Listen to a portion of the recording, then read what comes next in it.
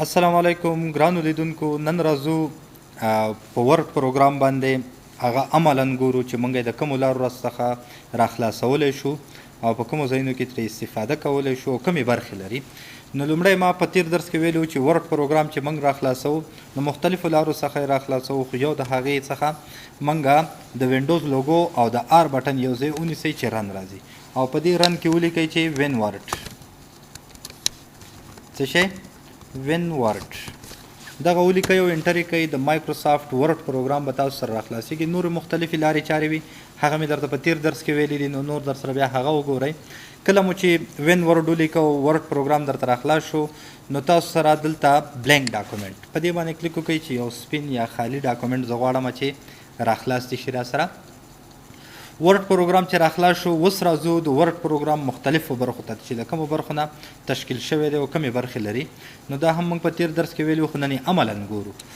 دغه پورتنۍ برخه چې تاسې یې ګورئ، دغه ډاکومنټ 1 چې لیکل شوی دی نو دغه زموږ ټایټل بار دی. یعنی تاسو ته ما په تیر درس کې ویلي چې ډاکومنټ 1 چې لیکل شوی یا ټایټل بار په دې ځای کې موږ ته د ورډ پروګرام هغه نوم به څرګندېږي. دغه پروګرام چې تاسې په هر نوم باندې سیف کړو، دغه نوم به تاسو سره په دغه ټایټل بار کې ښودل کېږي. بله برخه موږ سره د کنټرولز بټن دی. په کنټرولز بټن کې موږ سره مینیمایز، ماکسیمایز او د کلوز بټن را سره موجود دی. په دې طرف کې موږ سره د کویک اکسس بټن دی، یعنی د سیف بټن، انډو، ریپیټ او همدارنګه نور ځینې بټن دي چې تاسې کولی شئ فایل مینو بیا سیف ته راځئ نو د هغې نه په لنډ ډول همدلته استفاده وکړه. بله برخه بیا موږ سره هغه د مینو بار دی. مینو بار دغې ته ویل کېږي. فایل مینو ده، همدارنګه موږ سره هوم مینو ده، انزرټ دی، ډیزاین دی، لیاوټ دی، ریفرنس او داسې نور مینوګانې چې انشاءالله یو په یو به په راتلونکي درسونو کې سره ووایو. بله برخه بیا موږ سره ریبن دی. ریبن چې هره مینو تاسو سره راخلاصه شي، دلته دا ځینې تصویري شکلونه یا کمانډونه ګورئ چې دغې برخې ته بیا موږ ریبن ویو چې دا به بیا یو په یو سره انشاءالله تشریح کوو. بله برخه موږ سره د ورډ پروګرام چې دی هغه رولر دی. نو رولر یا خطکش په دې ځای کې در سره موجود دی، د کوم ځای نه دې شروع شي په کوم ځای دې ختم شي هغه بیا ستاسې خوښه ده، مختلفې استفادې ترې کوئ نو دا به هم په راتلونکي درسونو کې وي. بله برخه بیا موږ سره د رولر ده، دغه سکرول بار. سکرول بار بیا موږ سره په دغه ځای کې دی چې صفحه پرې تاسې ښکته او پورته کولی شئ، یعنې دغې ته موږ سکرول بار ویل. او اخرنۍ برخه بیا بله برخه بیا موږ سره د سټاټس بار ده چې هغه دې ځایونو کې تاسو سره وایي چې څو صفحې در سره موجود دي، په کومه صفحه کې موجود دي، نو هغه درته ټول څو لغتونه دي لیکلي، ټول درته په همدغه ځای کې بیا شو کوي. او بله برخه یې زموږ کاري ساحه یا ډاکومنټ ایریا ده چې هغه دغه سپین ورقه یا کاغذ تاسې ګورئ نو څه لیکل چې دلته تاسې کوئ، دغه زموږ د ورډ پروګرام هغه کاري ساحه ده. نو اوس راځو شروع کوو چې ورډ پروګرام کومې برخې مو د هغې وپېژندلې او شروع کوو چې ورډ پروګرام څه قسم لیکل پکې کولی شو او څه قسم یو فایل سیف کولی شو، په کوم ځای کې ایښودلی شو، څنګه هغه بیا پرنټ کولی شو. دغه ټولې لارې چارې به انشاءالله اوس وایو. لومړی ورډ پروګرام د فایل مینو نه شروع کوو. کله چې په فایل مینو باندې تاسې کلیک وکوئ، دلته موږ سره ځینې څه مهمې برخې دي چې انفو برخه ده، نیو برخه ده، اوپن برخه ده، سیف دی، سیوز دی، پرنټ دی، شیر، ایکسپورټ، کلوز، اکاونټ او آپشن. لومړنۍ برخه یې موږ سره انفو. په انفو کې درته زه که چیرې تاسې غواړئ یو ورډ پروګرام مو یو څه مو لیکنه پکې کړې ده، دا یو خاصه فرموله ده چې بعضې لیکنې لپاره که تاسې پریکټس پرې کوئ، دغه رنډ ولیکئ، کو شروع کوز بند انټر یې کوئ نو یو څه لیکنه تاسو سره خپله راځي، یو څو پیراګرافونه د پریکټس په خاطر دی که پریکټس پرې چیرې کوئ. نو دغه یو لیکنه ما وکړله، زه غواړم چې همدغه لیکنه په یو دغه لیکنه زه غواړم چې په یو ځای کې سیف کړم، ځان سره یې وساتم، یا مې یو مکتوب لیکلی، یا پیشنهاد مې لیکلی، یو گزارش مې لیکلی، یو بل کتاب مې لیکلی، زه غواړم چې دا په یو ځای کې ځان سره سیف کړم. نو دغه لیکنه ما ترسره کړه، اوس یې غواړم چې سیف یې کړم. فایل مینو ته راځم، په فایل مینو کې زه د څه شي نه استفاده کوم؟ د سیف. کله چې په سیف باندې کلیک وکوي، همدغه فایل دی په یو نوم په یو ځای کې سیف کولی شي. یعنی په کوم ځای کې سیف کوي؟ په دز پی سي کې یا مثال براوز ته د خپلې خوښې یو ځای ورته شو کوي، نو دلته راشه په کوم ځای کې زه ورته وایم چې په سکرین باندې راته سیف کړم او په کوم نامه دې سیف شي، نو هغه دلته نوم ورته ورکولی شي چې هر نوم ستاسې خوښ وي هغه ورته دلته ورکولی. زه ورته وایم چې دغه زما لومړی پروګرام دی، لومړی پروګرام سیف. په سیف بټن باندې کلیک کوم نو دغه پروګرام زما سیف شو. په کوم ځای کې را سره سیف شو؟ کوم ځای چې ورته ما ښودلی په ډیسکټاپ باندې. اوس تاسې وګورئ په ټایټل بار کې در سره هماغه لومړی پروګرام یعنې نوم یې در سره دلته راغلی.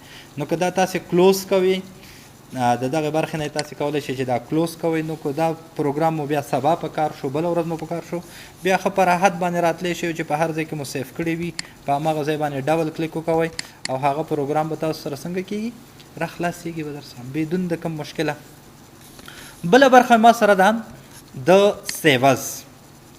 سیوز برخه را سره ده. که زه غواړم همدغه لومړنی پروګرام لږ څه تغییرات پکې راوړم، لږ څه چینجز پکې راوړم یا هیڅ چینجز پکې نه راوړم، هیڅ تغییرات پکې نه راوړم، خو غواړم چې په یو بل نوم باندې سیف کړم، په یو بل ځای کې ځان سره وساتم، نو بیا تاسې کولی شئ بیا به له سیف نه استفاده نه کوئ. ځکه سیف کې موږ وویلې چې یو فایل په یو نوم په یو ځای کې سیف کېږي.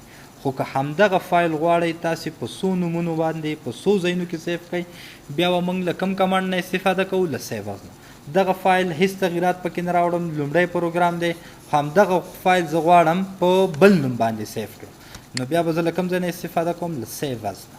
په سیوز باندې چې کله کلیک وکوي بیا درته وایي دا غواړي چې په کوم ځای کې سیف شي. براوز ته راځم او دلته ورته خپل ځای ښیم چې دا راته په کوم ځای کې سیف کړه. زه ورته وایم چې دا راته په ډیسکټاپ باندې سیف کړه او دا راته بیا د څه په نامه سیف کړه؟ د دوهم پروګرام او سیف. نو دا اوس وګورئ مخکې لومړی پروګرام اوس را سره څه شو؟ دوهم. که دا تاسې کلوز کوئ نو تاسې لاړ شئ هلته په خپل ډیسکټاپ باندې وګورئ، لومړی پروګرام به هم در سره موجود وي او دوهم پروګرام به هم موجود وي. یعنې که یو فایل غواړئ په څو نومونو په څو ځایونو کې سیف کړئ بیا به له سیوز څخه استفاده کوئ. ښه، اوس ما دوهم پروګرام را خلاص کړی دی، زه غواړم چې هغه لومړنی را خلاص کړم. نو زه به یو ځل دا بندوم او بیا به زما چې هغه چیرې پروت دی. نو تاسو ته یو سهولت دلته هم درکړی دی چې راشئ دا هیڅ مه بندوئ او فایل مینو ته راشئ او اوپن. د اوپن له لارې موږ سره هغه فایلونه را خلاصېږي کوم چې مخکې نه موږ ځان سره سیف کړي وي او په یو ځای کې مو ساتلي وي. نو راشئ په اوپن باندې کلیک وکوئ. زه غواړم چې هغه لومړنی پروګرام را خلاص کړم.